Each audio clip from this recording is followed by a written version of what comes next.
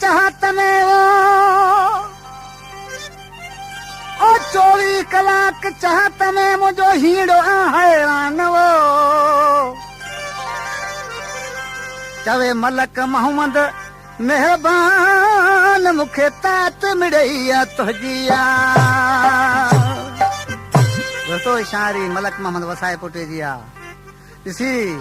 दोस्तों आज के पंहिंजे माबू खे छा चवे पियो ॾिसी चए पियो कुरब घटो छोड़े राणा कुरब घटो छो वे मासूम दिल आज़ारे मिठा छाए खटो तो मासूम दिल आज़ारे मिठा छाए खटो तो कुरब घटो छोड़े राणा कुरब घटो छो कुरब घटो छोड़े राणा कुरब घटो छो मासूम दिल आज़ारे मिठा छाए खटो तो मासूम दिल आज़ारे मिठा छाए खटो तो।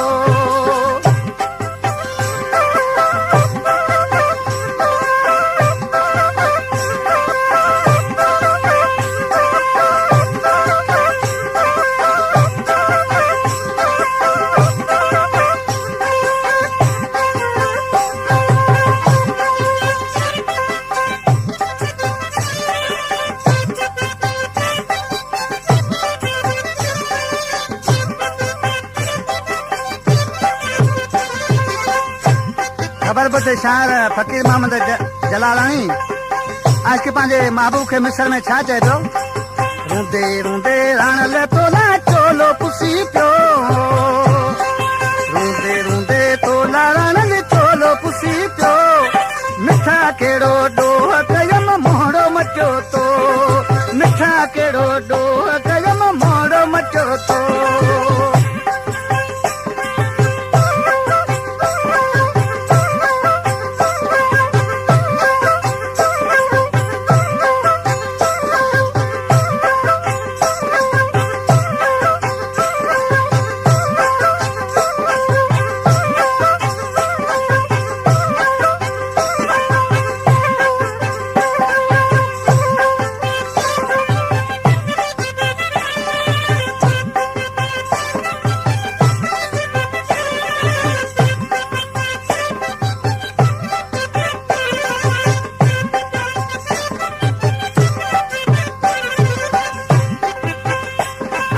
कुरब घटो छोड़े राणा कुरब घटो छो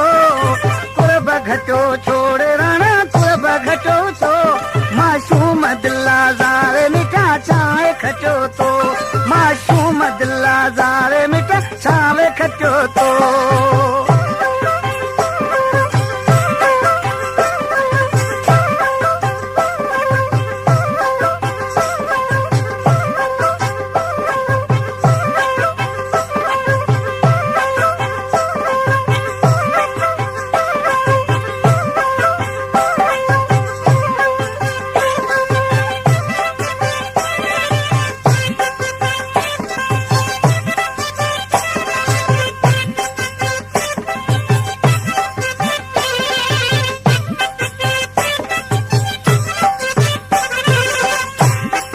खबर बद शायर अली हैदर मला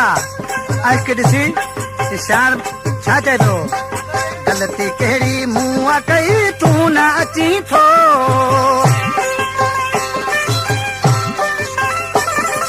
ग़लती कहिड़ी मूं कई तूं न अची थो जुदाई जो दांग ॾेई दिल खे फटियो तो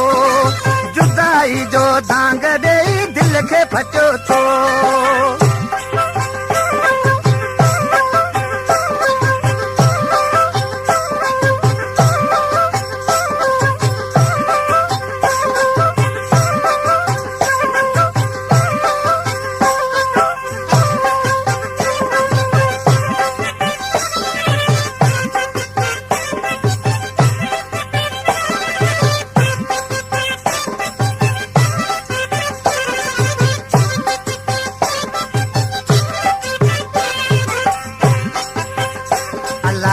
घटो छोड़े सोना कुरब घटो छो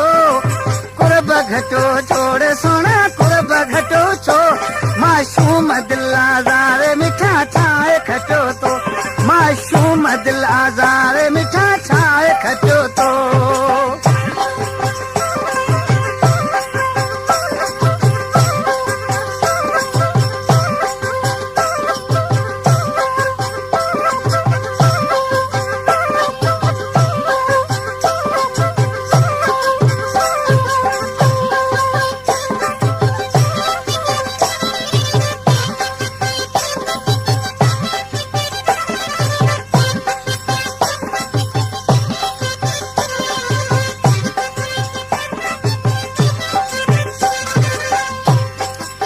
दोस्तों नाले मिस्र में मलक मोहम्मद छा चए पियो फनकार मौला बैक मला मलक मोहम्मद आ तूं हली सां हंस के थो